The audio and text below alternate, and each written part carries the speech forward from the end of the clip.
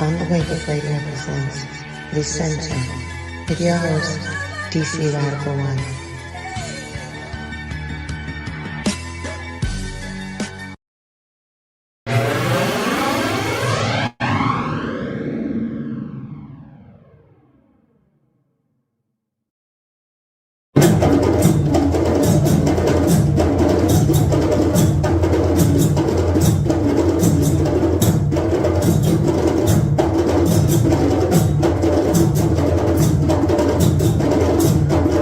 Question is, now, you see, the way you talk are frightening quite a lot of people. Okay. All right, according to what they've been saying and what I know.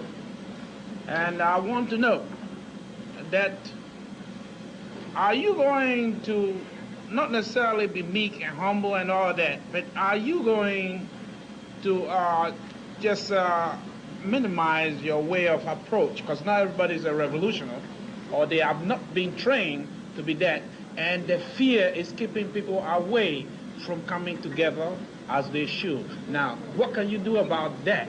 There's nothing I can do about that, because it's my firm belief that somebody has to be that. Everybody can't be mealy-mouthed. Everybody can't be compromising. Everybody can't tiptoe through the tulips. Everybody can't play politics. Everybody can't, if I haven't said it, compromise. Somebody has to be strong. I wouldn't have to be as strong as I am if I saw some others being strong like that. I could tone down, but I'm feeling such desperation to get the message out, to try to plant the seed in those who are strong enough that the walls of their heart, the walls of the uterus of their minds, metaphorically speaking, can hold that revolutionary life and not abort it. We're going to connect the dots, right? Connect them. In the first part, who did they attack? Women, childbearing. Women of childbearing age, right? The Catholic priests, they pointed out, they're like, wait a minute, how come you're not applying this to everybody? In the second clip, who did they attack? Heterosexual men. The heterosexual men. Let's do a little math. If you sterilize the women, and remember, this was applied to 500,000 women. Now, we're going to understand something here. If you apply that to Europeans, that might mean 500,000 to 1 million people not being born. But African people have more children. So you're talking about 2 to 3 million Africans not being born. Then on the other end, the men are, what's the problem with the men? The men are what? The men are heterosexual. They're masculine. They're too manly. That manliness is terroristic. So they're going to study how to stop that. So if you attack the women with the drugs and you turn the men into homosexuals, how many people will be produced? Zero. Genocide, plain and simple, and they tell you and throw it right in your face. Out there, we have to be careful what sign we're standing next to. That's right. They had every kind of damn sign out there. That's right. We're queers for Mumia. That's a shame. We went to rallies in Philly. Every time the new Black Panther Party comes up, people got problems. Everybody could come up for Mumia and all political prisoners except the Black Panther Party. Right. Nobody wanted us around. Crazy cracker women standing up with their fist in the air talking about what I just mentioned, queers for Mumia. We're the lesbians for Mumia. And they are welcome at every rally. But some of our own brothers and sisters who claim to be revolutionaries will welcome the queers, will welcome the sissies, the faggots, will welcome the lesbians, the transvestites, the crossovers, the used-to-bes, the wanna-bes. They will welcome all of them.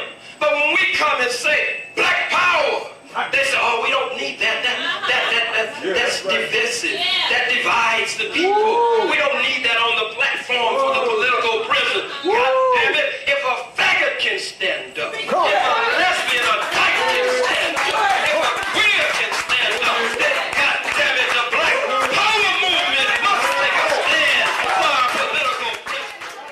we would be offended by receiving money That's due to us. that's due to us for work that we did that we were never paid for. That we would be offended for receiving money for being brutally raped, for being whipped, for being worked from sun up to sundown, for being having our name taken from us, our language, our spiritual systems, to be instilled with such self-hatred that black people are bleaching their skin, to have families ripped apart and have a man to have his wife sold off and sent to another state where he never sees her again, where a woman will have her son or daughter, or maybe son and daughter, taken and shipped off to some other plantation where she never sees them again. He says you will be offended for receiving money for that. Dr. Collins said, yes, we need reparations, but white man, we also need some of your blood. I'll take the money first and the blood second, or vice versa. But what does the homosexual say? He basically said, white people won't like us if we get reparations. Right? I mean, think about it. He steps up here before Congress and talks to the chairman, who is Mr. Cohen. What type of name is Cohen? Small hat. He tells Mr. Small Hat, hey, man, we don't need any money, Mr. Small Hat. And Mr. Small Hat, of course, is going to say, of course you don't, because he would be one of the main people that need to pay, because the hats were behind the slave trade. That's right.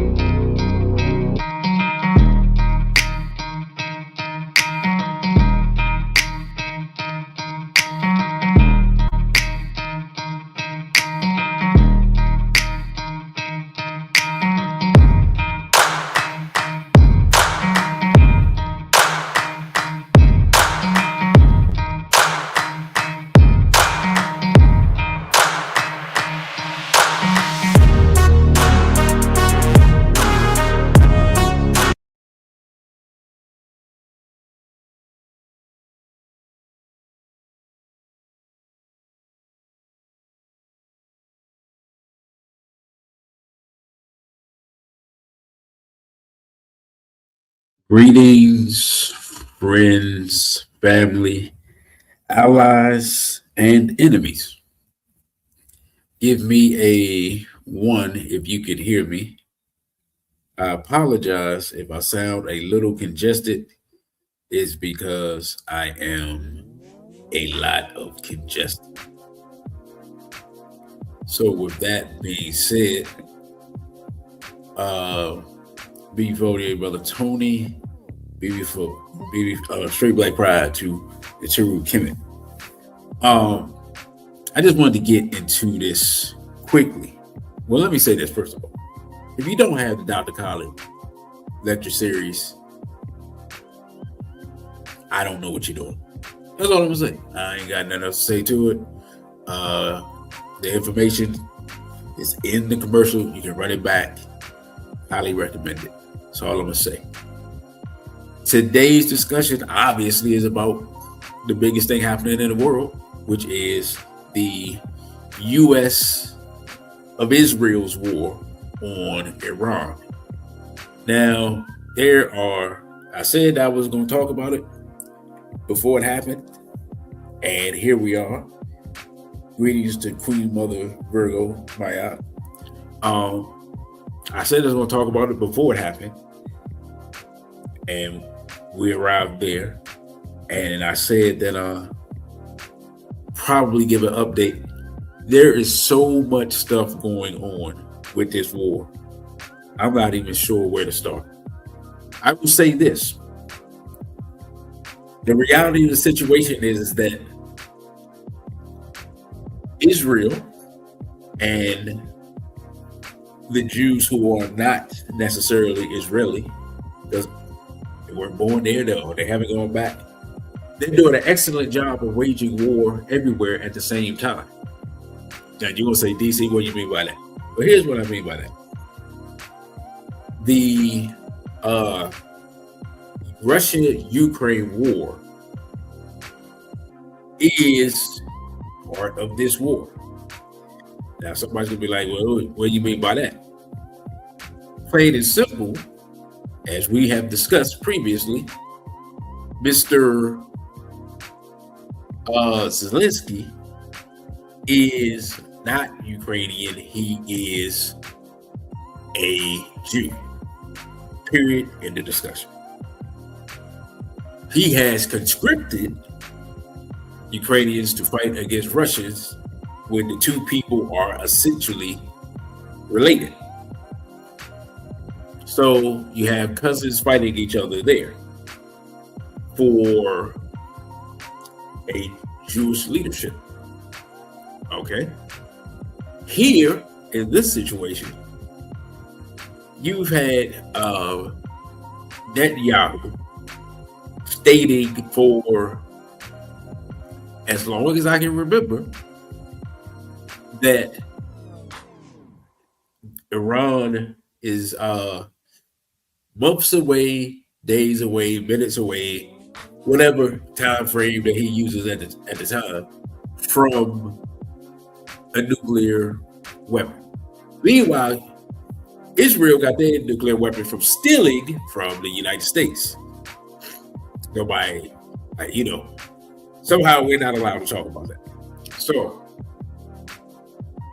now here we are. Many people have tried to, hold on, let me run it back. There have been many presidents under pressure to attack Iran.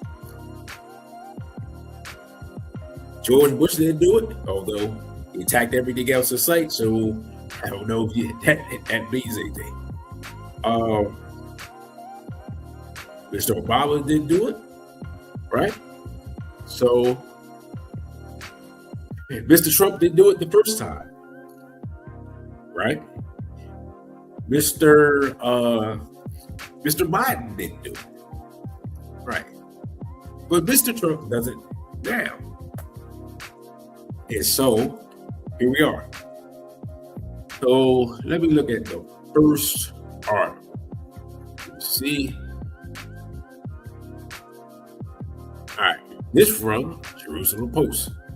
Now we know. No, we don't want your newsletter. Please get off the screen. Oh, great. Leave it to the Jerusalem Post to just get in the way. Here's the reality. Here's what we know. Mr. Khamenei was assassinated by the U.S./Israel. Right? Everybody knows that. Now, I don't know if the United States thought that would end the war, or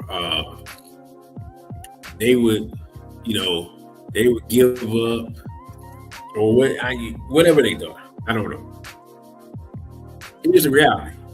They don't know how the government of this place works. Here's what they did in essence. In essence, they killed the second most important religious figure in Shia Islam. He martyred himself. He didn't run. He didn't do anything special. He stayed where he was. He met with some people. He had family around him. And they bombed him. He claimed the victory. Here's the problem with that. Here's the problem with that theory. The problem is they made the mistake of believing he was the entire government instead of a beloved religious figure who would stir up the passions of the people and make them want to fight more. That's the mistake they made. It's the equivalent of killing the Pope, right? And expecting Catholics to give up. Or whoever's head of the Eastern Orthodox Church. I'm not sure of the actual position, right?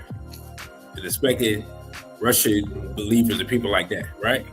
Or bombing the Church of Lalibela and expecting the Ethiopians to not fight, right? That's the equivalent of what they did. Now, why they don't know this, the United States especially, I don't know. Because I know. And I do. Now, somebody can say, with DC, did you say you used to study Islam? Yes, that is true, but I was not a Shia, right? But I still do. So to get a basic understanding of Shia Islam, very basic, is basically based around the fact that Ali ibn Abi Talib, who was the Prophet Muhammad's nephew, wasn't given the chance to vie for leadership initially when the Prophet Muhammad sallallahu alaihi wasallam died, right? Now, why the Prophet died without naming a successor, I don't know, right? That's, somebody in Islam had to tell you that. I don't know if anybody ever asked that question. Well, I'm sure somebody asked that question, but whatever. So, Ali doesn't become the successor. Right. So there's a successor before him, Abu Bakr, right? Abu Bakr becomes the successor, and there's another one after him, right? And then eventually it gets to Ali. He becomes the successor to Prophet Muhammad. The Shia believe that because of this first injustice, that's a problem, right? And so later, Ali is assassinated. Later, his sons are then they're assassinated. So they come from the followers of Ali, the Shia Ali, or the party of Ali. And so they claim their right to divine inspiration through Islam from Ali, and believe that because of Ali being martyred and his sons, Hassan and Hussein being martyred, that martyrdom is the clearest path to heaven in Islam. So killing someone, the Shia, in a war is just rewarding them. Like that's the best way I can put it. You reward them. That's their greatest achievement that they can have in Islam, is to fight for Islam and be killed, which means, in essence, an automatic ticket, right? So they're going to fight to the death because why? It's an automatic ticket to heaven, in essence. That's the people you pick to war with. I don't know what to tell you. The idea of that type of people give it up, not gonna happen. So Mr. Trump has made Ali Khamenei, they made him a martyr, and I'm gonna tell you how deep it is. I remember talking to a Muslim brother from, I can't remember where he was from. So we were discussing Malcolm X. Peace to RBG. We were discussing Malcolm X, and he was like, "Do you think Malcolm X is a martyr?" So I thought it was a weird question at the time. This was years ago. I said, "Yeah." And so we discussed it. He was like, "Yeah, I believe so." And basically what he was saying is, Malcolm X basically achieved the highest level in Islam because he gave his life, right? Now, I wasn't looking at it from an Islamic perspective at the time, but it just goes to show the importance of the concept within your religion. I just wanted to get that out the way. So they didn't accomplish anything by killing this man because they have succession plan and they had succession plans built into one. They had succession plans built into the Constitution. It's a constitutional, even though it's a theocracy, it's a constitutional theocracy. So again, you should know these things before you attack people. That's all I'm saying, right? So now we are here, and this article is discussing this. In the middle, we have the president, Ezekiel. He's in the middle, and then to his left is, whoops, let's get this right. Is I believe that's Gold Hussein to the left, and Ali Reza Arafli, the deputy chairman of the Assembly of Experts, to the right. Hopefully I have that right. Now, these are the three people currently in charge, and from my understanding, they are about to put in Mr. Khomeini's son as the new leader. So all they did, and let me say this. I forgot this part. Mr. Khomeini has had issued a fatwa, which is a religious ruling against nuclear weapons. I don't know how long ago, right? But it's been some time ago, because I've known about it. In this case, there is no guarantee that his son will carry out that same belief or is of that same belief, right? You could justify Ali Khomeini's belief. Like there's a solid justification for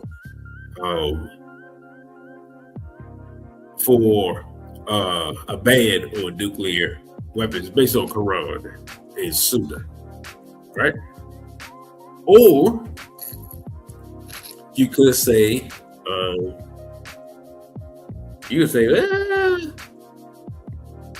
there's some leeway here, and we could develop these because we're defending ourselves and we're defending the Ummah, which is the religious community, right? You can say that these people won't stop unless we have these types of weapons. So that's what we're going to do. So I just want to show this real quick.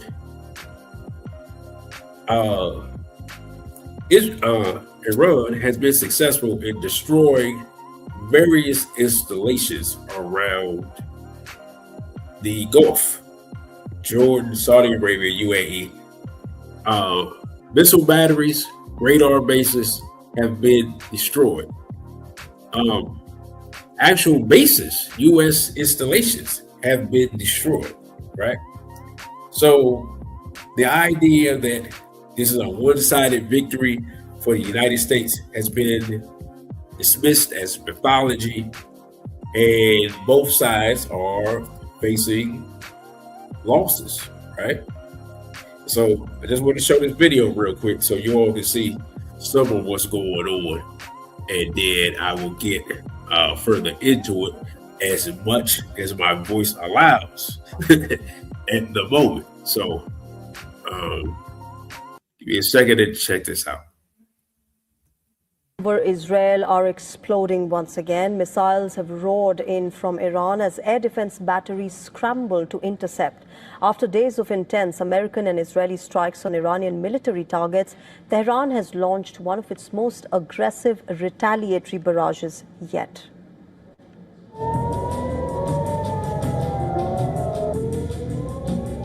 Sirens erupt across cities.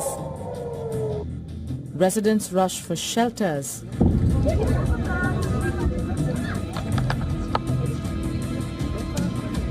And seconds later, the sky lights up. Missiles streak towards Tel Aviv and Jerusalem as Iranian forces unleash another wave of attacks. Interceptors launch rapidly, trying to break the incoming barrage before it reaches the ground. Iran's Islamic Revolutionary Guard Corps claims to have launched the coherent missile, which can carry about 2 tons of explosives and has a range of about 3,000 kilometers. The IRGC claims that the missile was used to target the Ben Gurion airport. Israel, on the other hand, has accused Iran of using cluster munitions.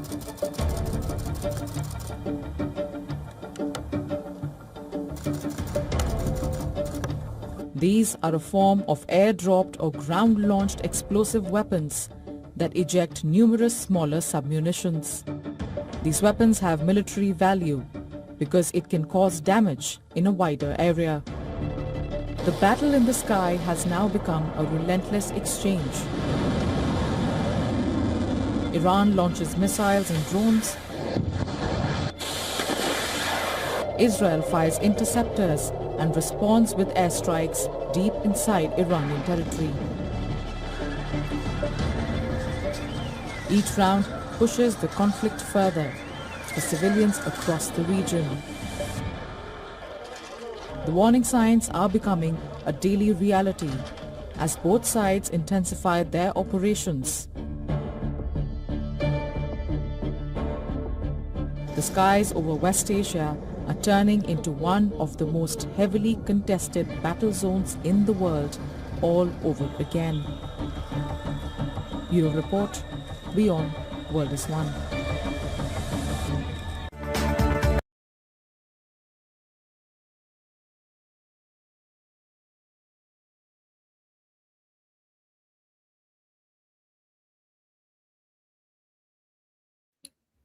All right. So now we have a understanding of where we are and what's going on. Basically, at this point of this war, Israel has virtually no capacity to shoot down the majority of what is being fired by Iran.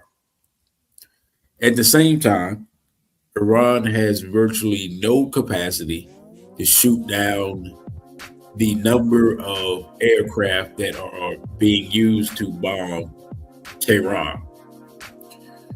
Here's the difference for the most part, right? No one's going to say this because, of course, the U.S. has to pretend to be the good guy.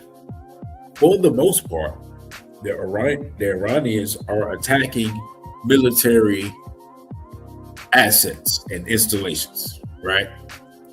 Now, here's something that, and I believe I talked about this during the 12-day war. Here's something that Israel does that people don't want to talk about, and they don't really cover it in the media, but everybody knows it. It's like a not well kept secret. One of the things that Israel does is they put military installations in or underneath things like hospitals, right? So you'll have a hospital and all the floors above ground will be the hospital. The basement area, or you'll have a basement area, and then underneath that area, you'll have a Mossad base or the IDF base, or something like that, or you'll have munitions underneath the hospital, like things like that. Like those are the type of things they do. So then when an opponent attacks them and they hit the hospital, then they say, "Oh my God, they blew up a hospital," or this and that, and this and that. So that's what they do. That's what Israel does. On the other hand, what Israel does, right, is they will go and bomb a school.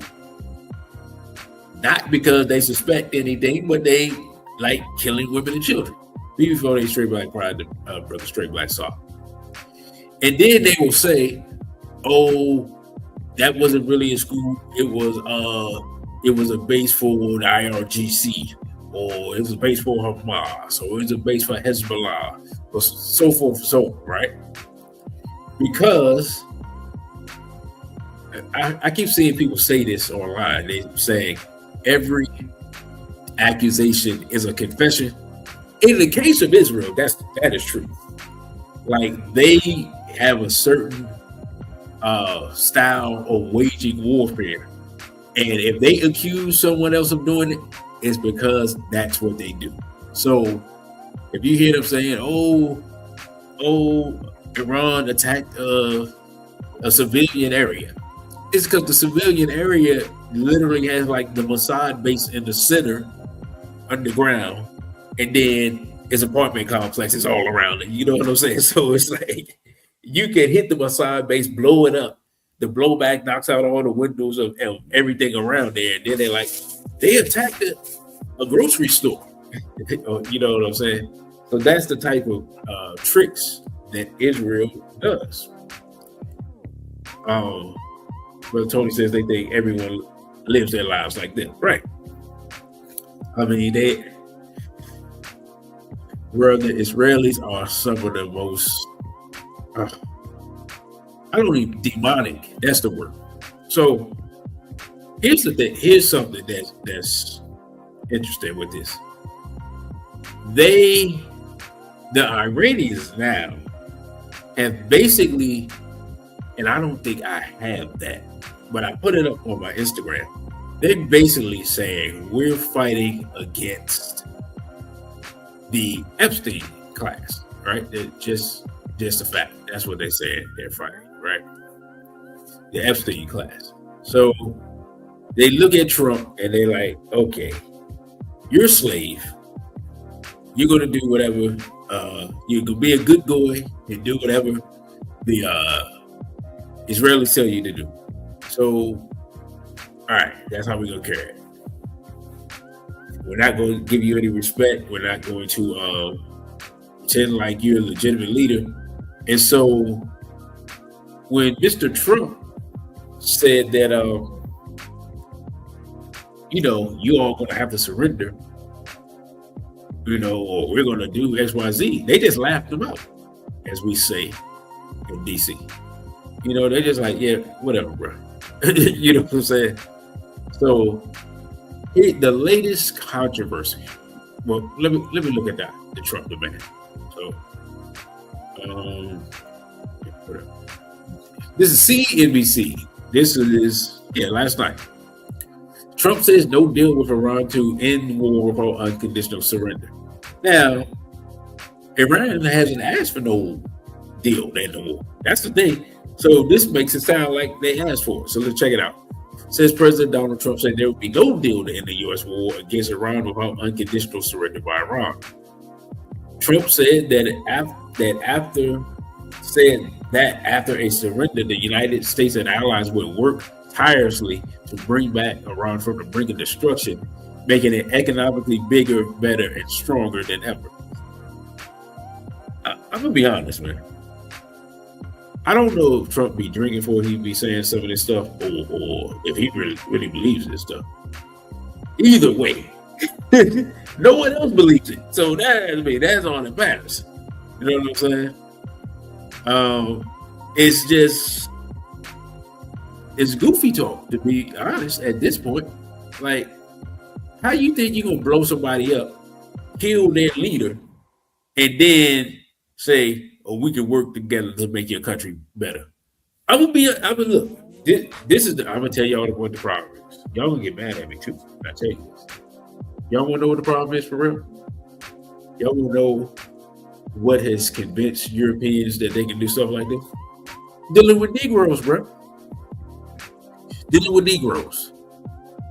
Because we be buying into and feeding into this type of stuff instead of just, when they do stuff to us, you just return the same treatment. That's Mayat. Truth, justice, righteousness, reciprocity. But we don't do that. So they think they can go around doing other people like that. But these people are willing to die and, more importantly, willing to kill.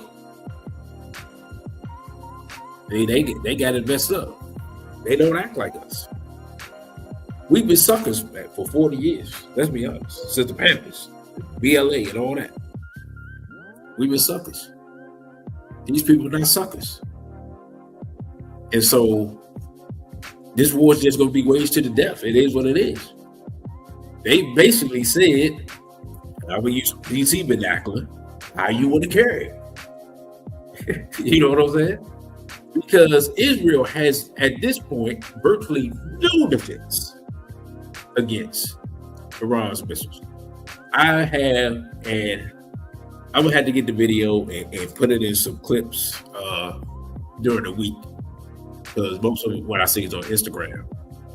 I've seen video of IDF soldiers crying while bombs are dropping.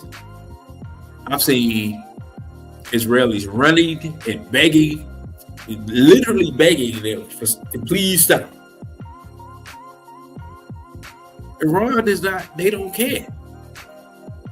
It's on. Like, the minute you drop that bomb and kill Khomeini, the moderate people that were with him, you killed them too. You left the hardcore people alive.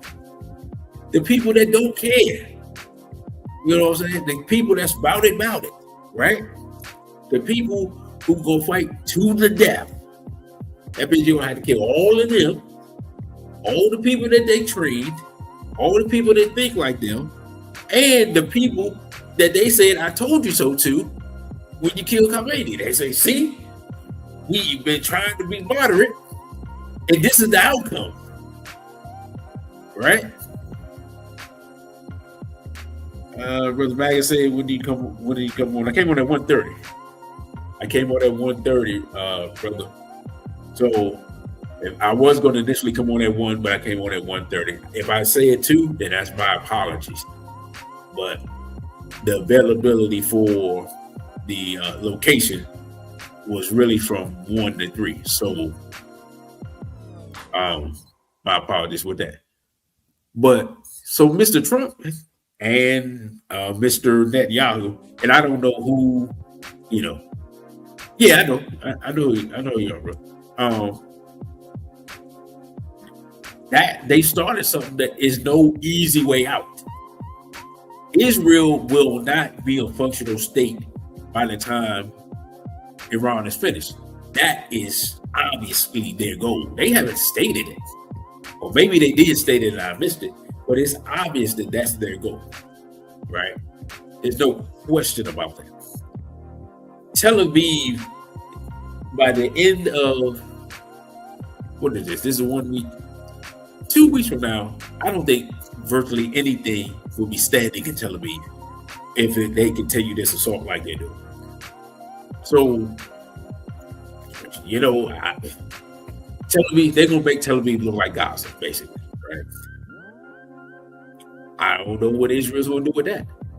They've even attacked parts of Jerusalem, which is generally off limits because the Holy Mosque is there, right? Third holy site in Islam is there. So they generally avoided that, but they've even attacked that. They've attacked all the U.S. bases in the area and destroyed most of them. So the idea that they're going to give up is not happening. So anyway, let's get back to this article real quick. It says President Donald Trump said in a social media post on Friday that there could be no deal to end the war without an unconditional surrender. The Dow Jones dropped an average of 900 points, which isn't really a lot because that's 50,000. 2% drop. S&P, NASDAQ fell 1.6% each. Oil futures prices rose, which everyone do, so somebody's getting paid off of that, and we know probably who it is. Trump said that after a surrender, the selection of a great and acceptable leaders, we and many of our wonderful and very brave allies and partners will work tirelessly to bring back Iran from the brink of destruction. Bruh, it sounds like he's smoking. Like, who in the world do they think they're dealing with?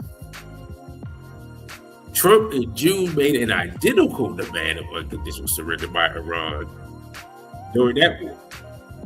So what does that tell us? They claim they wanted unconditional surrender then, and then they surrendered. Why? Because they get pounded.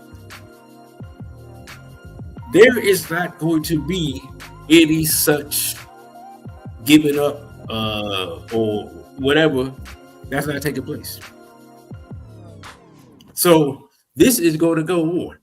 Trump said at first it'll be a few days. Then he said a few weeks. Then he said a month. Now he's up to September, last thing I heard. And then he said we can fight on it until. I don't know what until is. Here's a reality situation. They can't defeat these people by conventional means. Just can't. They can blow up. They can level the whole city of Tehran. 10 million people there. Those people have already started to leave before the war started. Those people can be housed in a lot of different places, from other cities to up in the mountains to the underground cities. Guess what's not going to happen? They're not going to stop firing those missiles, man. And in fact, more people are going to want to be part of the process of putting together those drones, right? Firing those drones and bombing Israel and the U.S. bases, which the U.S. bases ain't gonna be too much left of that. So that's it's almost a wrap for that. And the next part of the theater is going to be the Straits of Hormuz and the water area, right? That's going to be the next major part of this battle. And of course, I talked about the Straits of Hormuz and their importance last week. So what I'm gonna do? Excuse me. Hold on.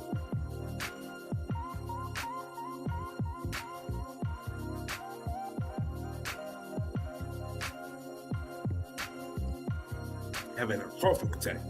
Apologies. Play this clip real quick, and then we'll get back and talk about the Straits of Hormuz. Again, man, y'all gotta forgive me. West Asia has entered its 8th day. It has spiraled across the region, affecting several Gulf nations. Yeah, straight to the airport. Oh my God. Plumes of smoke were seen rising from Dubai International Airport, prompting it to suspend operations after an object was intercepted by air defense over the area. All flights to and from Dubai were briefly suspended before they were resumed. The United Arab Emirates said it intercepted 15 ballistic missiles and 119 drones on Saturday.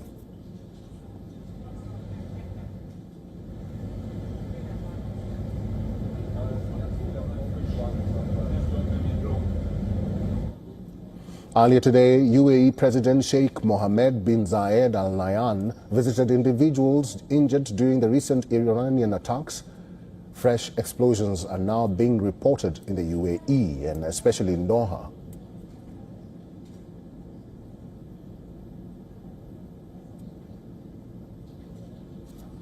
Well, the ongoing conflict has affected air traffic across the region, stranding tourists and travelers in many countries. I'd like them to send special planes to repatriate their citizens. Quite simply, any flight. I'm not saying Air France, even military planes, it doesn't matter. But they should come and get their citizens. I have absolutely no idea how the situation will develop here. Maybe tomorrow, Oman might close its airport, its port. And we're not going to stay stuck here for weeks. We have no visibility on what will happen in the coming days. Local media in Iraq reported 2 suspected Iranian drones hitting Choman district in Erbil. One of them reportedly hit Choman's social care office. Several foreign oil companies have started evacuating expatriate staff from oil fields in Iraq to Kuwait through the Safwan border crossing. Drone footage showed the aftermath of a drone attack at a compound housing offices and warehouses used by U.S. firms Halliburton and KBR in Basra. Iran's Revolutionary Guard Corps claimed attack on a Marshall Islands flagged oil tanker in the Gulf. They say that an oil tanker with a trade name Louis P. with the flag of the Marshall Islands was hit by a drone. Now, according to Turkish Defense Ministry source, Ankara is considering the possibility of sending F-16 fighter jets to northern Cyprus as a security measure. Saudi Arabia urged Iran to avoid what it called miscalculation following missile and drone launches against the kingdom. Saudi Defense Ministry said it thwarted repeated missile launches at an airbase housing U.S. military personnel as well as drone attacks at a major oil field. Iranian President Masoud Pezeshkian denied any attacks on neighboring countries, saying that Tehran only targeted U.S. military bases, facilities and installations in that region. Iran's Foreign Minister Abbas Araghchi accused the U.S. of attacking a desalination plant on a Gulf island, saying it had set a precedent.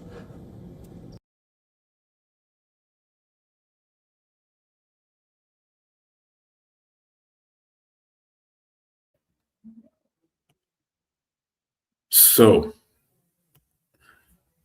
and let me talk about this, the area states. Here's something that a lot of people don't know and understand. Many of those Gulf area states have large Shia populations, and some of them majority Shia populations. So while there's all this discussion about regime change, right, with Iran, what they don't talk about is the reality that there can be regime change in Bahrain, there can be regime change in Qatar, and places like that. And so here's the reality.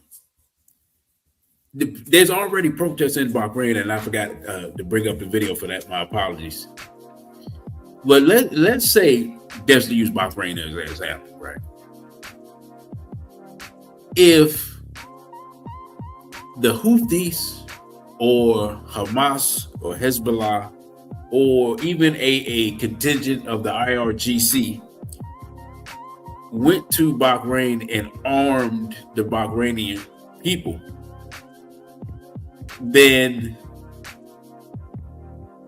they could Bahrain can be overthrown and go from Sunni to Shia and become an ally virtually instantaneously, all because of this war. Like, that's not something I don't think that was even on Iran's table. But if you're looking at it now, and this is a war to the death. It's an existential war. Why would you not do that? If you are Saudi Arabia and you depending on the U.S. and the U.S. showed you that they can't be depended upon because they too busy defending Israel, how long do you think you're going to be able to hold on to the two holy sites before people realize that you're basically fake Muslims, that you practice in shirk because you're in bed with enemies of Islam as opposed to being with your Muslim brothers, and you've been helping to stoke the division in order to maintain your position of power? How long do you think that trick's going to work? Right? Now, we're going to look at this article real quick. And this is from the Jerusalem Post. This is directly from Israel. U.S. intel report large-scale military assault unlikely to topple Iran regime. And yet, here we are. They say that regime change is the goal, even though that's probably not going to happen. And yet, here we are. Says even a large-scale military assault against the Islamic Republic of Iran would be unlikely to oust the regime and its armed forces, the Washington Post reported on Saturday, citing classified National Intelligence Council report. The Post noted, however, that the NIC report was completed a week before the war broke out. The publication of the report comes days after U.S. Defense Secretary Pete Hegseth, who's a drunk, said on Wednesday that U.S. had only just begun to dismantle the regime's capabilities. That's what they all say. President Donald Trump told NBC News the following day that the U.S. wanted to ensure a new future of governance for Iran by cleaning out everything. According to the Post, the report outlines succession scenarios for Iran's leadership, either amid limited strikes on senior officials or as part of a larger campaign. People familiar with the report told the Washington Post that, in either case, Iran's military and political echelon will respond to the killing of now former Supreme Leader Ayatollah Ali Khamenei by enacting prearranged protocols, which we talked about, in order to retain power. That the odds that the Iranian opposition could seize control of the country were unlikely. I'm going to tell you why. Because more than likely that so-called opposition, they're not Persian. They're probably Kurds and stuff like that. And those people they don't have a chance of defeating the Persian people, because now the Persian people are united. So they knew that this was not going to work, and yet they did it anyway. So we can only come to the conclusion that the reason it was done is because Mr. Trump has been bending over and giving evil an opening in the form of Benjamin Netanyahu. Brother RBG says this is going to be another Afghanistan.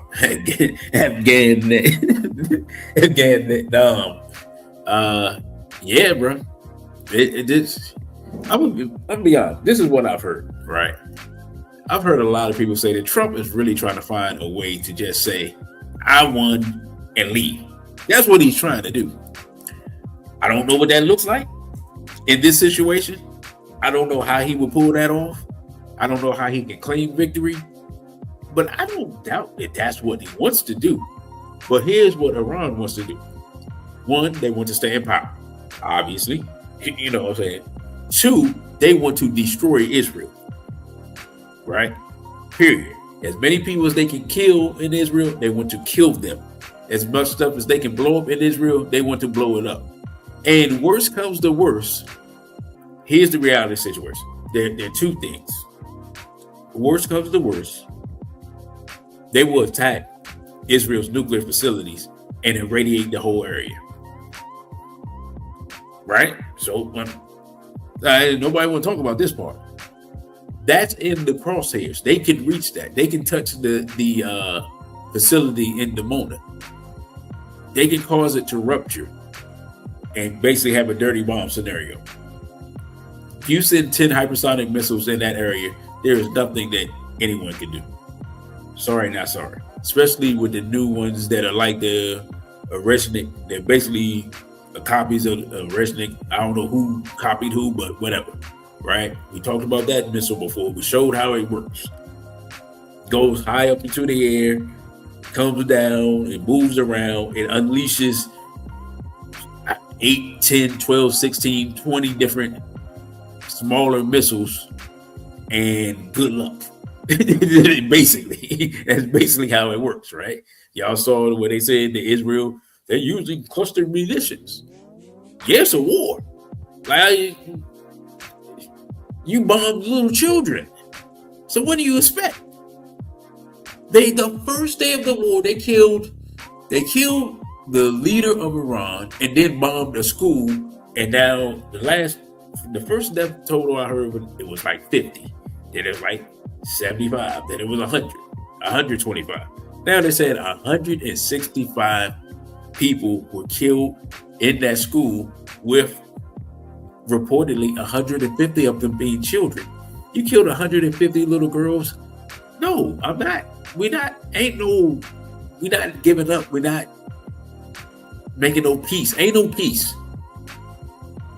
You bring me the heads of 150 of your children and we'll talk about it, but we're not even gonna let you do that because you part of the Epstein class, as they say. So we know you do that for entertainment purposes. You'll bring people that you already killed. You know what I'm saying? Like, this is how this is.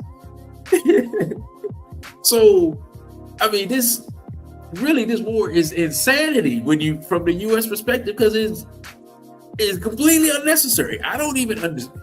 I do understand, but I guess I'm not as dishonorable and despicable a person that I can really understand. Right? Like, people are like, oh, well, they're trying to distract from the Epstein thing. I'm like, well, it's a hell of a distraction. Because now Mr. Trump is talking about boots on the ground. That means someone's children are going to die. Because if you think people are going to go over there and not die, I don't know what to tell you. If people went over there into those mountains in Afghanistan and got killed, those were goat herders. These are professional fighters. The IRGC, all they do is fight.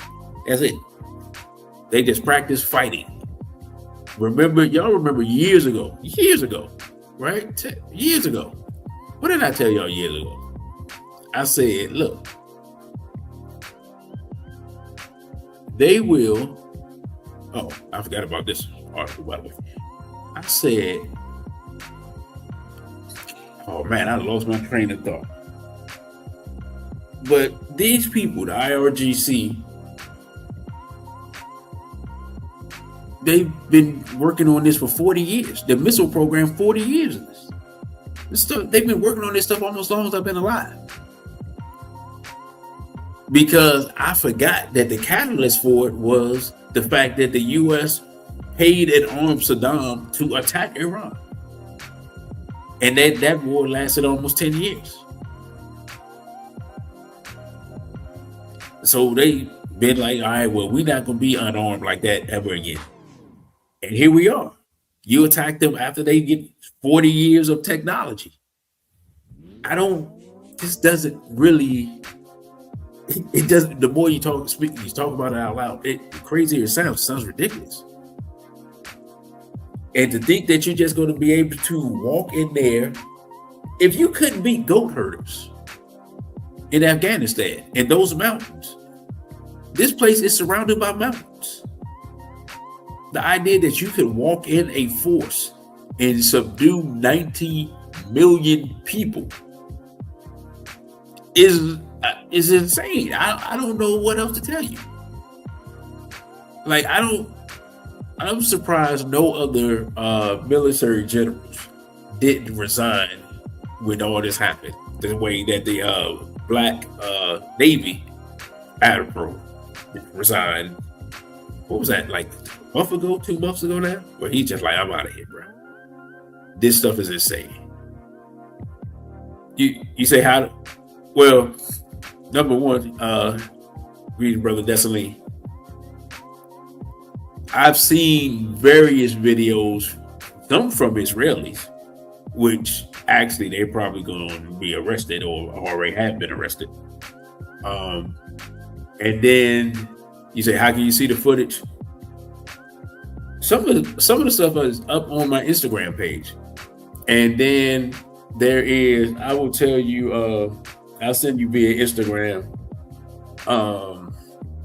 There is a Indian journalist that I stumbled upon, and he has some stuff up on his Telegram page. So I'll send you those links and stuff there. I should have tried to prepare that stuff and put it up, but as y'all can tell from the sound of my voice, I'm not necessarily 100% right now. But yeah, they're taking a pounding. Now the U.S. is pounding Tehran without question, because now it looks like they're flying B-2s over, but they're pounding the city. The weapon, they're not firing the weapons from the city. They're firing the weapons from the mountains, the desert. Oh, like I saw a clip today where literally the missile just comes out the ground. Like, I knew they had stuff like that, but it wasn't coming out the ground, straight out the ground. It was coming out at an angle, and like there was no lid that lifted up. It just like the missile just came out. I can't. I wish I had the clip so I could show you, because I can't really explain it, because when I saw it, I had to rewind it, because I was like, wait, what was that? The missile just literally just comes out the ground, just, and next thing you know, stuff is being blown up in the Gulf or Israel or wherever. So it is really, interesting. The way they have this thing set up is real interesting. Let's see, brother, you got ripped off, says a barrage of death. Yeah, those missiles, man. And we talked about it, I guess, maybe 3 years ago, when we talked about the missile program, and I believe I showed the clip. It's no joke. Do they have? Are their defensive capabilities that great? Nope. This is. I'm gonna give y'all an analogy of what this war is like specifically between Israel and Iran. Y'all ever watch those boxing matches with two Mexican dudes and they just stand in the middle of the ring and swinging with all their might? And it don't be like big dudes, it's not heavyweights, but like, you know, like lightweights and stuff like that. And they just swinging, and eventually somebody falls down, and the other guy's like, "Yep, I won." That's basically what this is. If you remove the U.S. from this equation, Israel would have gave up already. I'm gonna be completely honest. The latest thing I've heard, and I'm not sure how much credence I put into it, but I will just mention it because I literally just saw this today, and I was like, I don't know about this one. They're claiming that Israelis are starting to protest their government. That will be a game changer if true.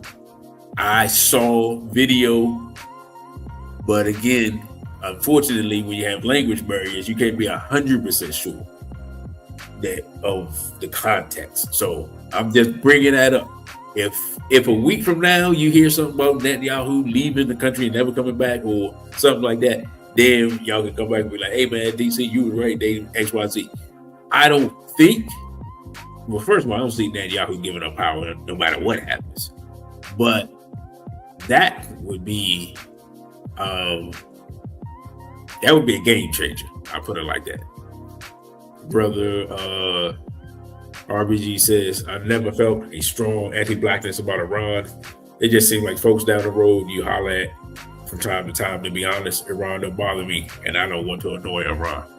Well, here's what's deep about Iran. Here's what we never give credit to our ancestors, right? We never give credit to Malcolm X, Muhammad Ali. We never give credit to those people. And you're like, well, DC, what that got to do with anything? Here's the reality. Those, Brother Malcolm X, Muhammad Ali, they paved the way for us to not be hated by certain groups of people. If we continued in that line and had that type of respect, it would help us out immensely. But we just don't. You know what I'm saying? So here's what I mean. Muhammad Ali went around the world as the champion of black people and the champion of Islam and the champion of Africa from about 60, I would say maybe from, I guess, 68 to 78, right? We don't give him credit for going to these places and his presence, right? Thank you, brother Black. His presence. In fact, let me put that up. Yeah, because Afro Synergy, they do have News. They do have clips, so you can see what's going on Telegram. Wait a minute, hold on, my bad. Facebook, Instagram, Telegram. All right, thank you, brother. What was I saying? Oh, so Muhammad Ali. When he did that and he represented us, black people in America, and then people, they know about Malcolm X. What happened is that, because people, they don't talk about this, but people have talked about it recently. When the Iran hostage situation took place, right?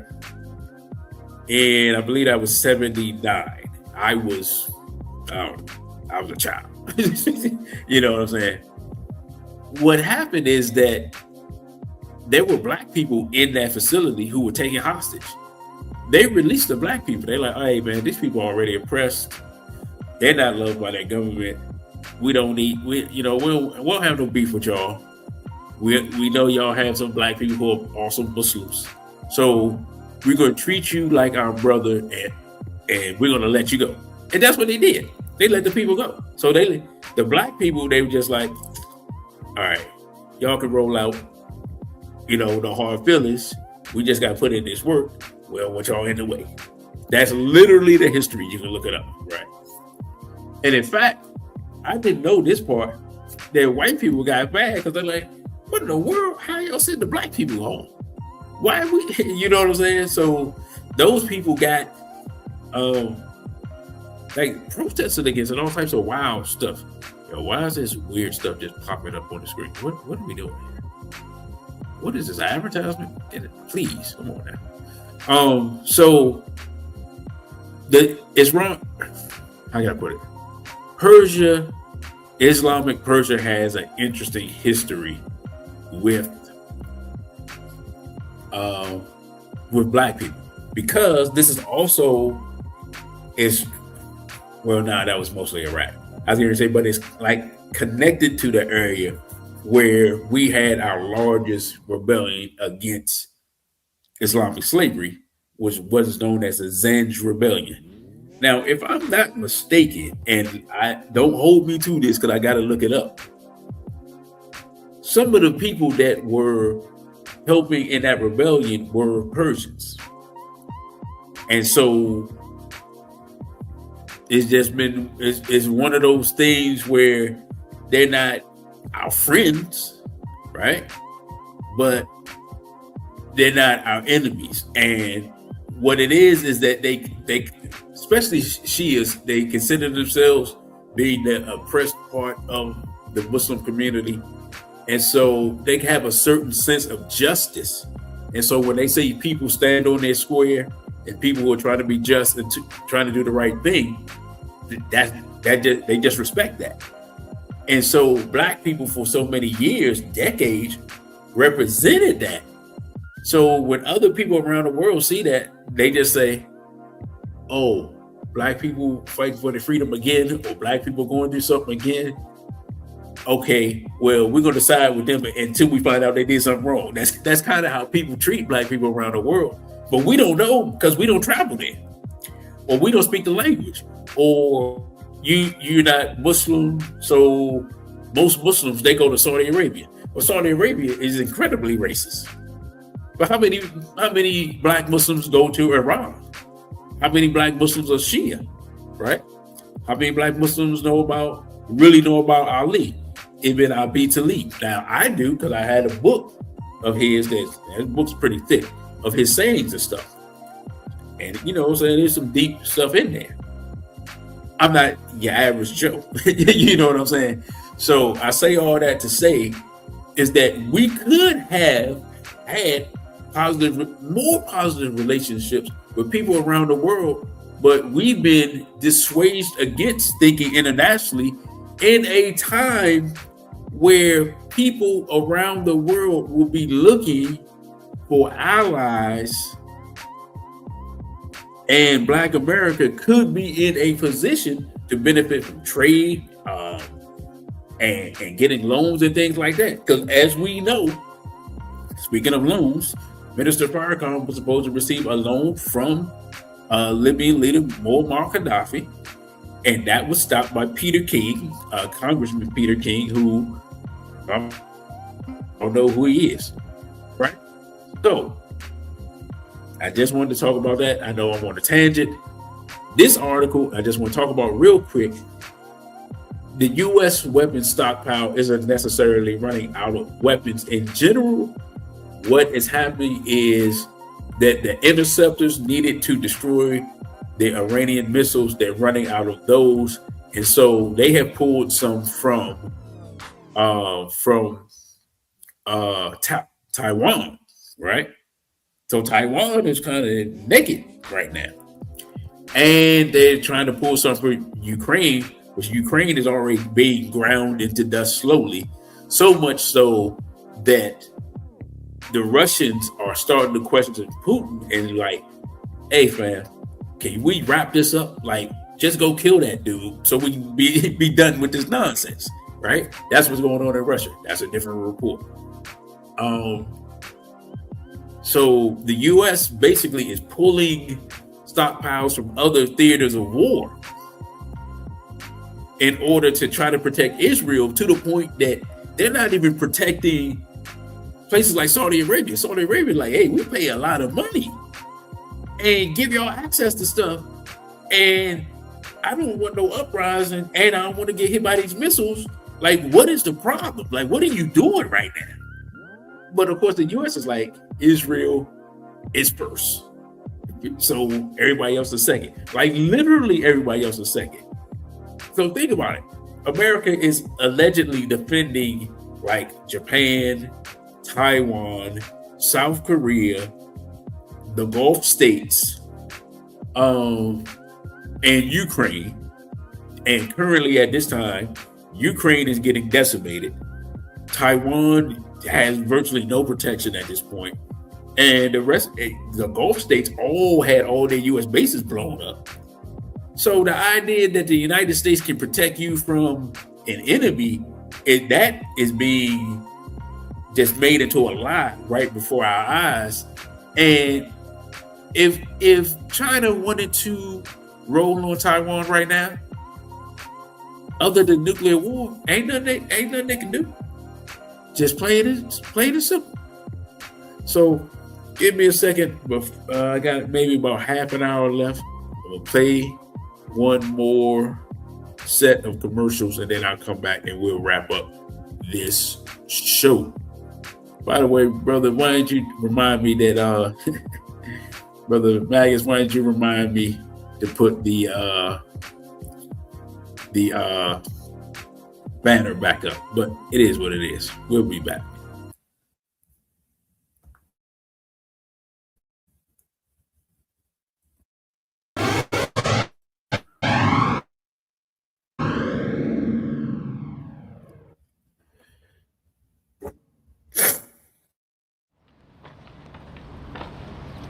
Now,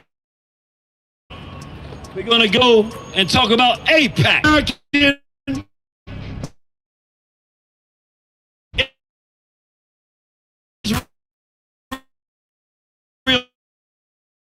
Public Affairs Committee, AIPAC. What does it mean? This is, I'm going to buy you and pay you, and going to make decisions that I want you to make. You're going to in your pockets, and they're attached to people like Jeffrey Epstein, who take videos of the people that are supposed to be our representatives, and as they take those videos, they hold them hostage and say, vote as I tell you to vote, do as I tell you to do. I didn't even, the concept. I saw Naeem Akbar talking that black talk he gave, and I was out there telling everybody, yo, this dude gave, you remember, like few. They're talking black and be gay too. I was like, okay, he out the way, no, we're not doing this. I'm saying this because I did not imagine a time, little old me from Southeast, where if they tell us to take a jab, stick ourselves, I'm gonna be the only one that wanna say something. Maybe the brother out in Whitaker, brother Darren, you know, we got a few brothers, but I'm talking about like, I'm thinking whatever they tell us to do, you gonna say no. Or just wanna investigate. I'm thinking all pushing this stuff, R. Kelly molesting children. You know, we're gonna deal with this dude. I'm thinking everybody's gonna agree with that because you don't mess with children. That's right. That's what I thought was. That's just how I thought we were. That is who we are intrinsically. But I'm saying, I didn't imagine a world where I'm saying, don't vote for this dude. It's a trick. Come on, he's a mulatto who didn't grow up around black people. He a gay dude. He gonna push homosexuality. Y'all can't see this? I'm thinking, I'm telling y'all before he get in office, what are you talking about? And people who are the hardest nosed people in African nationalism. I mean, looking at me, nah, you can't do that, dude. Y'all don't see this?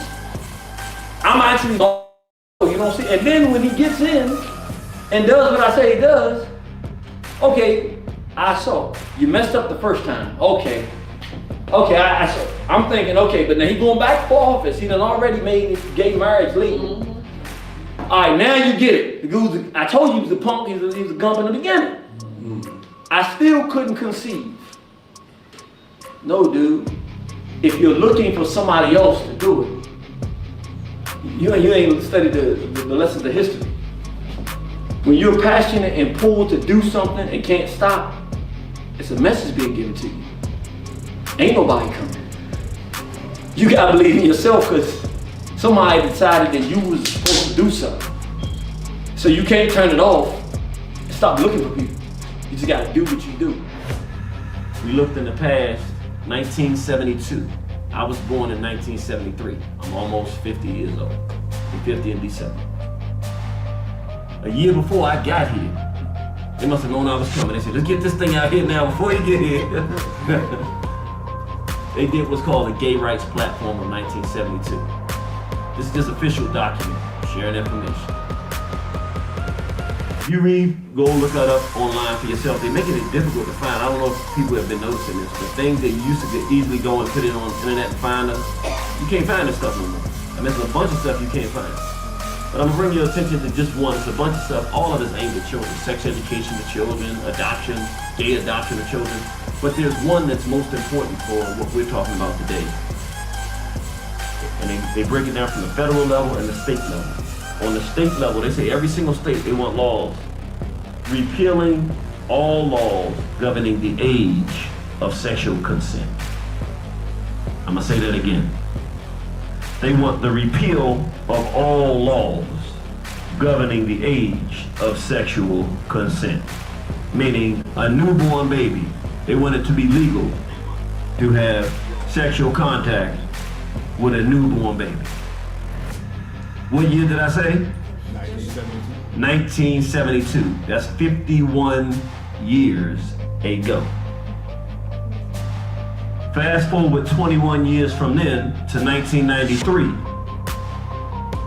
In the interest of producing that result, they had right downtown, 30 minutes, not even 30 minutes if there's no traffic, go right up here, East Capitol, go all the way up the road, you run right into it. They had the 1993 Gay Rights March on Washington. Let's see what that was about.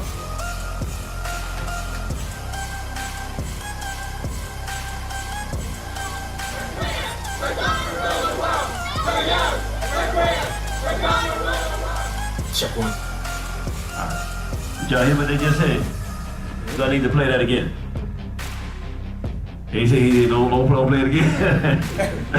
He said, no, thank you. All right, I want to do this again. They said, we're young,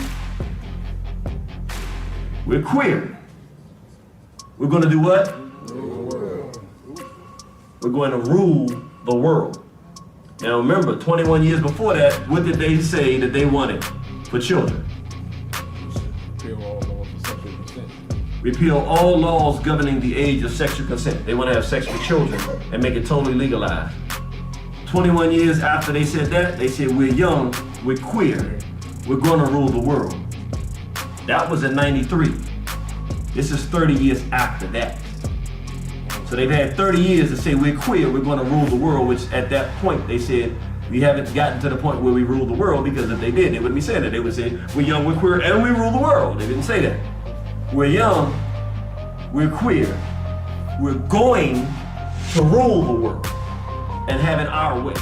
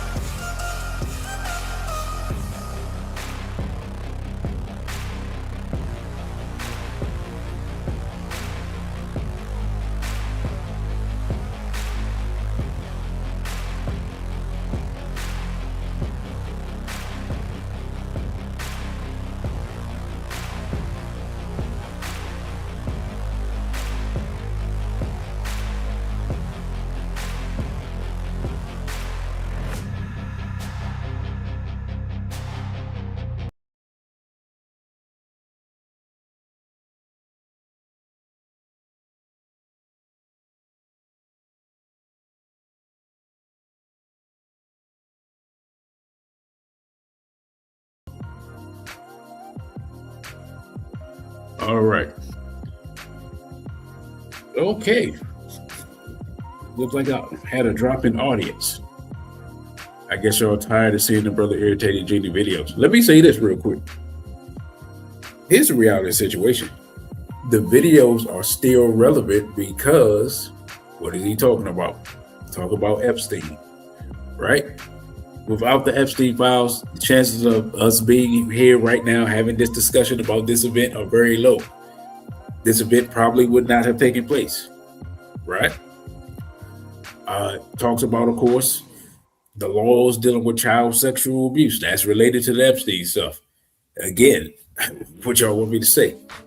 So the idea that these the lost tapes aren't vital information because time has passed, I think is more vital because it's proven everything that you saw being talked about, proving it true. And let's just be honest. If the Gaza situation wasn't taking place publicly, Iran would have as much popularity as they have because they are seen as them, and everyone sees them, the Houthis and Hamas, Hezbollah connected as being, because what are the Europeans been telling us? They're like, those are Iran's proxies. So according to them, the Europeans, it's Iran's fault that people are resisting genocide, right? So instead of them, they think they're bad mouthing them, but in reality, they're giving them credit. So basically, they're saying that Iran's the only thing standing in the way of the complete and total annihilation of the people in Gaza. Right? It is what it is. Let's see. I missed some. Let's see. It says. Brother says, but an active joke told for decades by comedians was blacks have no bargaining usage in these conflicts.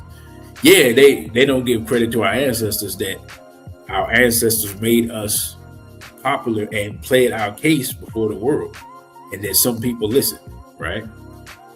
And then Brother Black says, America is cooked because the so-called leaders are all getting AARP discounts and wear diapers, which is why Is It Real is leading the country. Yeah, also the fact that those diaper-wearing people have been to one too many parties doing God only knows what, right? And the brother says,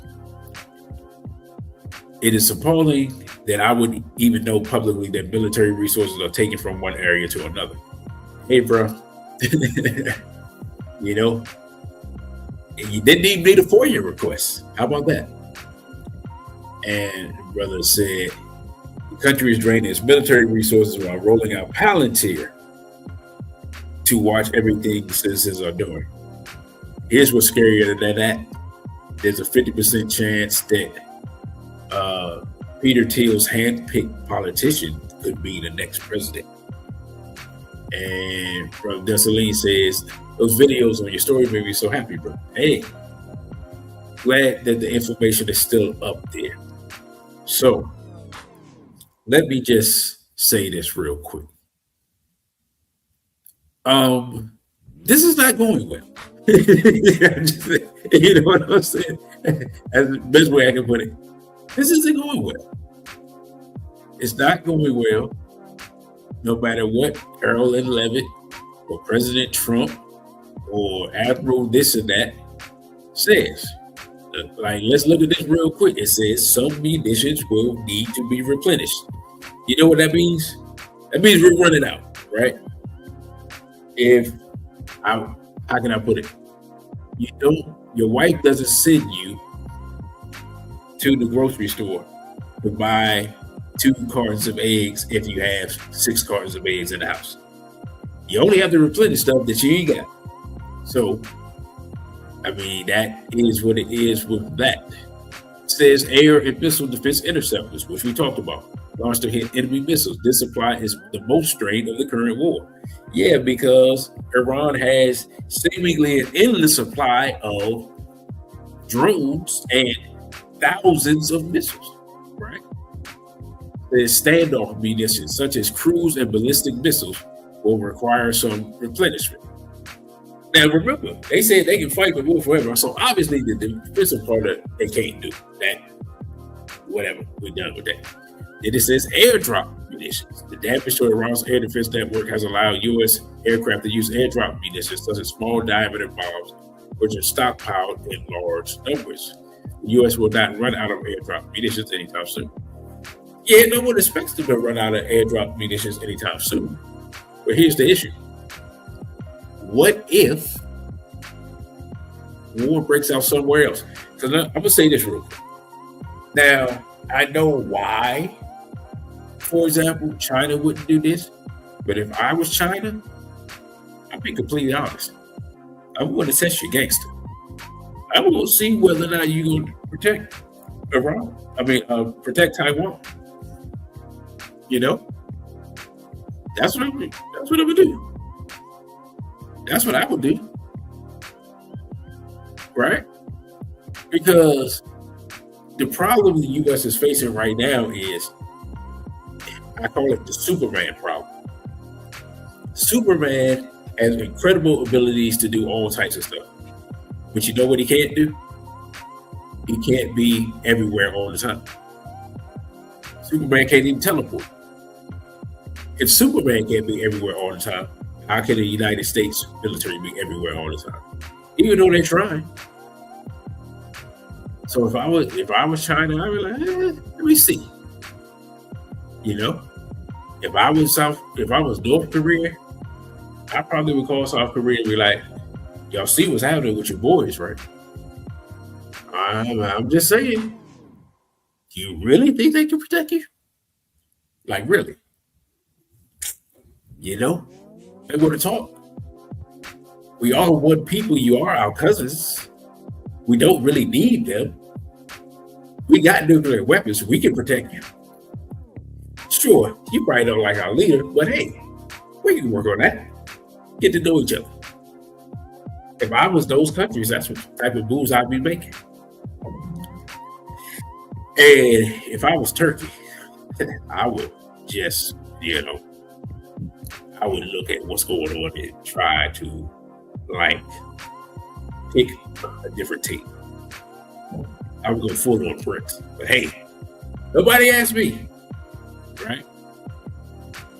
And lastly, we got Africa. From my understanding, I haven't heard this officially, but from my understanding, Burkina Faso has said, y'all need something, call us. Because they're getting drone technology from Iran, or maybe from Iran through Russia. I'm not sure how that works, right?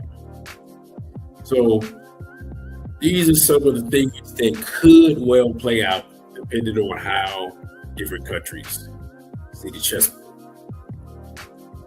But this war is going to continue. So let me talk about this real quick. Hold on for a second.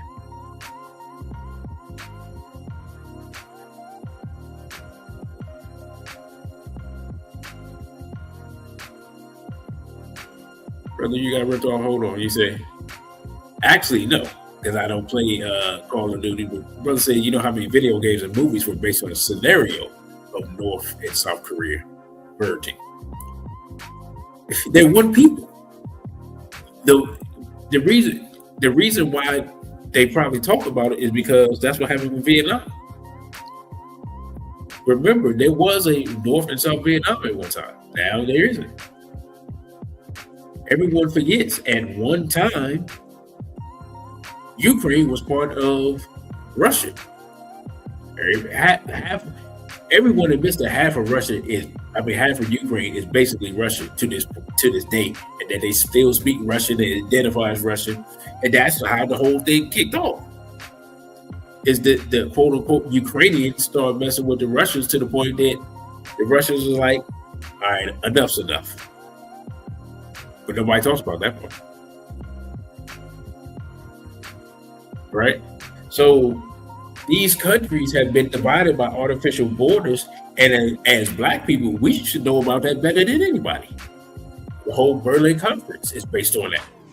We having trouble to this day because people that are cousins are divided by borders, and people, and they in countries with other people that they wasn't really rocking with like that. It wasn't initially beef, but it was like, these are our folks over here. These people over here, they all right, but they not our folks. And we see how much confusion that has caused in Africa. But we don't even think about it in other places. India and Pakistan are the same people with a different religion. Literally the same people, just with a different religion. So they took all the Muslims on one and put them in one place, and all the Hindus and put them in another place. And let the other, whatever you may be, fill in the place. This is what the European does with the divide and conquer strategy. But one thing we see with the Arabs, they're looking at the U.S. now, seeing that they can't defend them, and now they're sitting here thinking to themselves, maybe we should at least pretend to be cool with Iran. Because it's obvious we can get touched. They proven that by blowing up the U.S.'s bases. If the U.S. can't defend their own bases, we know we can't defend ourselves against Iran. That ain't even worth discussing, right? So that's where they are with it. Now, you're going to say real quick, where are Black people with it? Black people in America, the best place to not be is getting blown up over there. However you got to do that. You know what I'm saying? I'm not suggesting for anybody to commit any acts of treason or to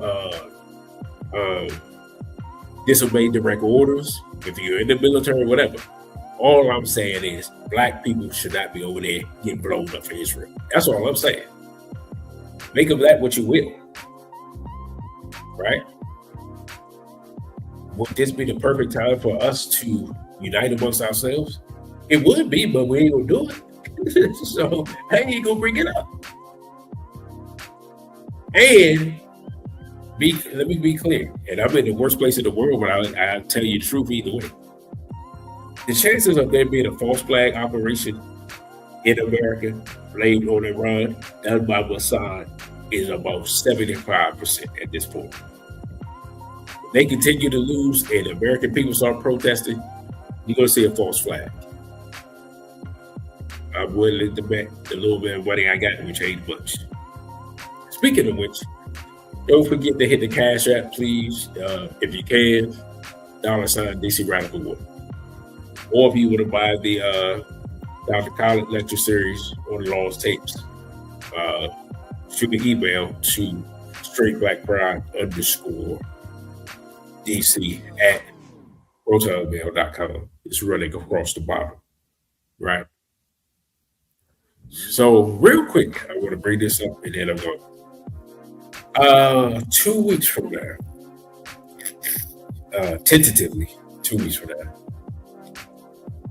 I have a show planned, SBL talk planned. Sister Najee is scheduled to return, and I need some sisters for that show because the show discussion is going to be do Black women want/need to be rescued?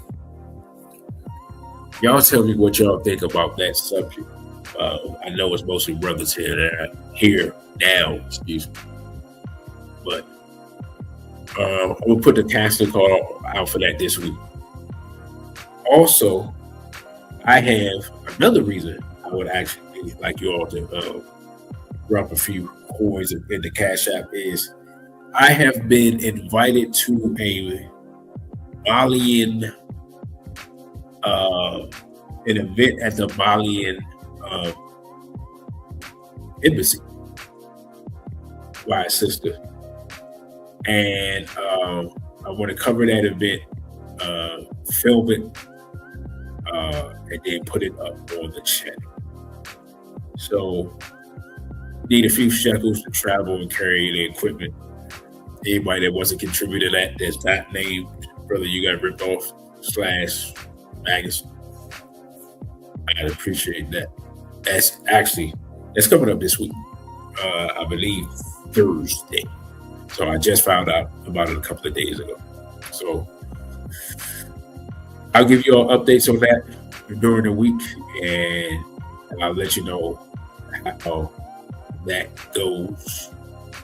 And that SBL talk, that'll look for that 2 weeks from today in the evening. So that'll be a Saturday evening, probably 7 o'clock. I think it might be listed on the channel already. I have to look and see, but I have to verify and make sure this week. But that's what's coming up. And I will probably do a show. I'll probably do a show during the week, depending on what's going on in the next couple of days. So that is where we are. And if any major breaking thing happens during this war, or if it spreads out even further, or if something happens regarding Africa, I will try to do a radical report on that. Also, let me say this, because Brother G has said this. We have to be careful that Israel doesn't start sending its citizens to various parts of Africa to slowly colonize Africa and pretend to be refugees and play on our sympathies. Brother G says, watch out for that. That is really, it's already taking place, but this will exacerbate that situation. So something to look out for our brothers and sisters on the continent. I mean, you already see it in Kenya. You already see it in South Africa. Got to be on the lookout. You have to defend your homeland from this invasion by Israelis, because it's already ongoing, right? And y'all see how they treat other people. You don't want these people in your backyard, because it's going to get ugly, and you're going to have to fight, and you're going to have to kill them, and then they're going to talk about human rights abuses and all that. They're trying to invade and blow up your country. That is what's going to hold. That's what's going to happen. And Brother Magus says we have to talk about America First Bill, Burkina Faso signed it over. Yeah, I'm trying to get the details with that, because they're saying that the Captain Traore didn't sign it. So I'm not sure who signed it, or what the process was, or what happened with that. So until I get the details, then I'll be able to talk about it, brother. So thank you for reminding me of that. Now, any other concerns, ideas, questions, anything like that before we get ready to get out of here? I'm asking now. I'm going to say going once, going twice. All right. Well, look, I'm your host, DC Radical One. As y'all hear, I am battling through a cold because I need to improve my diet. You know what I'm saying? And you can catch me on Instagram at dc.radical1, on Twitter at dcradical_ONE, on OTW2 at dcradical1, on Cash App. Like I said, you can hit the Cash App, $ DC Radical 1. On Zelle at straightblackpride_DC at protonmail.com. That's also the email address, straightblackpride_DC at protonmail.com. And the brother says, if he didn't sign, then that's worse, because they're planning on taking him out. Well, they're definitely planning on taking him out. So like I said, I don't know the details, but he has to be on guard. We have to be on guard for him. And just because I'm covering this war does not mean I do not have my eye on Africa. And doesn't mean I don't have my eye on things going on here. It's just some things that are going on here that I haven't discussed, because I told y'all a long time ago, if y'all do not react to events properly, I will stop doing basically what has become murder of black people. That's what it had become. So I stopped showing videos. I have covered some of the stories, but I've stopped covering the stories as much because if we're not going to defend ourselves the way the Iranians have defended themselves, ain't nothing for us to talk about. When we're ready to defend ourselves, that's when I'll start talking about the stuff. Plain and simple. That's where I'm at with it. We're in wartime. Everybody everywhere is at war, and if you're not going to defend yourself, you're going to be slaughtered, and that's it. Plain and simple. So with that, brothers and sisters, I thank y'all for listening. Don't forget to like, share, subscribe, run it back. And there's a thing they got called Hype It Up videos. Go back through some of the videos. I don't care if it's the Genie videos or whatever. Go back and hype up those videos. And because apparently it increases the popularity on it. It pushes them up into the algorithm more. So I don't know if y'all see the hype button. Like, let me know if y'all actually see the hype button on these videos. But if you see them, hit the hype button for me. And I will try to come back next Saturday, and I'll try to come back one day during the week. I'll see how that works.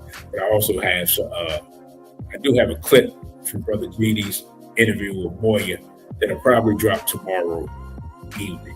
So again, thank you all for all your support. With that, I say BB48 and straight black pride.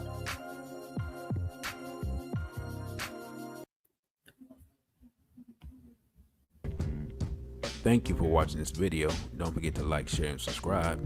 Also follow us on our other social media platforms. On Instagram, we're at dc.radical, the numeral 1. On Twitter, we're at DC_radical_ONE. And the Cash App is $DCRadical1. Again, thank you for subscribing. A BB for ODA and straight black pride.